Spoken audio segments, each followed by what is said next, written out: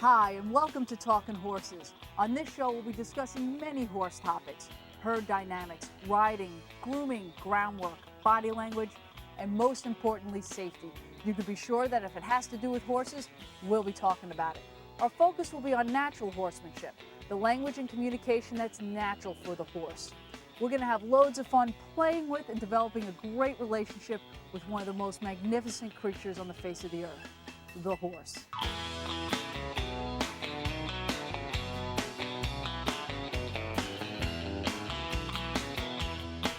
Hi everyone, and welcome to Talkin' Horses. I'm Eileen Shanahan. We are coming to you from Bethpage Stables in Bethpage, New York, and joining us is natural horseman Sonny Garguilo. Sonny, welcome back to the show. Thank you, good to be back. It's great to have you. Let's bring everybody back up to speed. You are participating in the 2008 Mustang Challenge. Correct. Tell us what it's about. Well, basically the challenge is they will take 50 trainers from across the country to go pick up a wild Mustang, bring it back to your facility for 100 days, gentle it, as a natural horseman would say, get the saddle on, and then get the horse going as well as you can in 100 days and get him back to compete in Wisconsin. And why do they do this? They do this because this is promoted by the Mustang Heritage Foundation, because in 1973, or prior to 1973, the excess Mustangs that were roaming the plains were slaughtered. They were sent for food. So the Mustang Heritage, what I understand, the Mustang Heritage Foundation was formed after 1973 because they have enough pasture for 28,000 Mustangs, roughly. They always have over 30. So the excess Mustangs, instead of being slaughtered, basically they're trying to say to people, hey, look, come on out and adopt one of these things, try to save its life.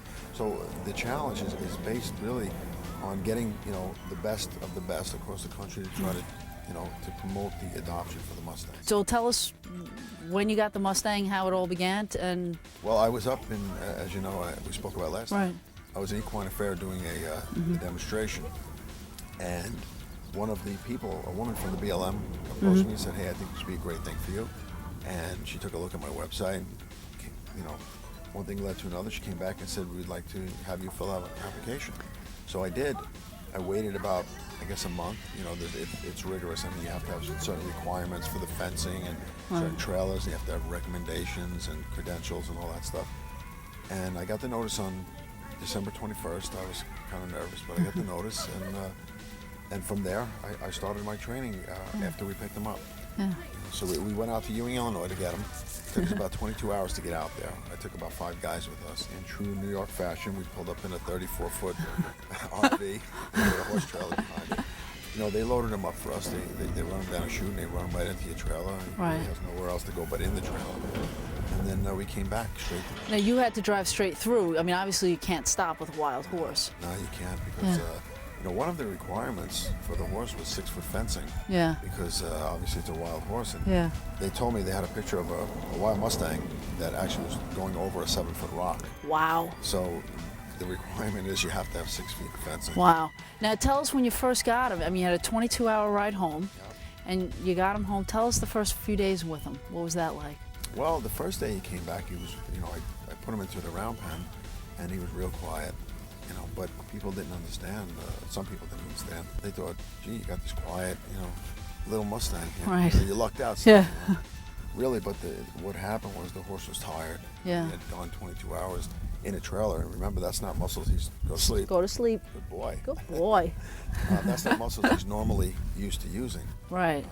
So he was like, anyone else who is, doing something rigorous that they're not used to doing. He was exhausted. Yeah. By the next day, go to sleep. Go to sleep. We have to let everybody know, being that just happened twice. This is the Mustang that Sonny brought back from Illinois. It's incredible. This is the Wild Mustang. So rubbing his sense. I know, it's like, and that's just more for me, not for the horse. So he came back, and then so he was real quiet. Real quiet, and then by the second day, when he got his energy up, I was working with him in the round pen. And one of the things I like to do with a horse, especially a horse like this who just came out of the wild, is to try to establish the bond, and also at the same time establish the leadership. Okay, and that took me a couple of days to really do, because I wanted to make sure that I really sunk that into his head that hey, I'm the alpha.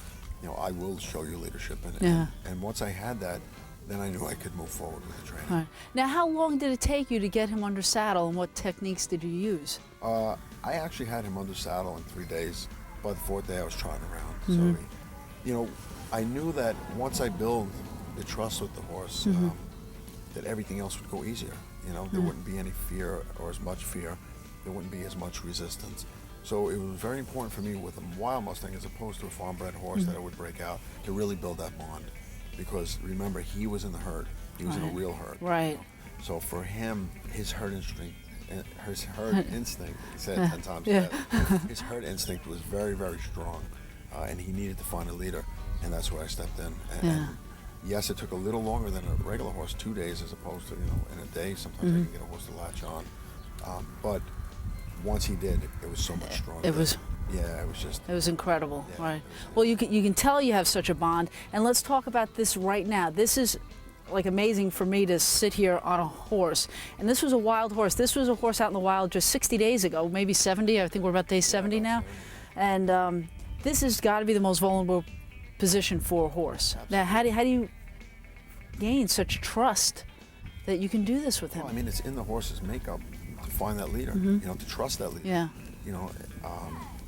So, and yes, you're right. This is the most vulnerable position. So when I lay down a horse or I work with a horse, a lot of times I like to lay them down, Right. because I like to see it gives me an idea where I am with the horse. Right. Number one, it also enables the horse to trust me more. Right. Us sitting here on him, he knows. I mean, look at him. He's Look at asleep. he's smiling. Yeah, He's you're asleep. rubbing him to sleep. Yeah, I know. He is so secure, and that's what horses need to feel. Yeah. Comfort, and that's why they look to the alpha. That's why they're herd animals. Yeah. They need to feel that comfort and that security. Yeah. I just love the fact that you can say go to sleep, and he puts his head back And he's down. happy to do it. And he's happy, yeah. So, and really, you don't have to sit here and rub him. That's really for my own comfort. Yeah. That's really. But we will continue talking with Sonny and talking about the journey with America when we come back. We just want to say good luck to Sonny and America, and thank you for giving Long Island the opportunity to be represented in the championships.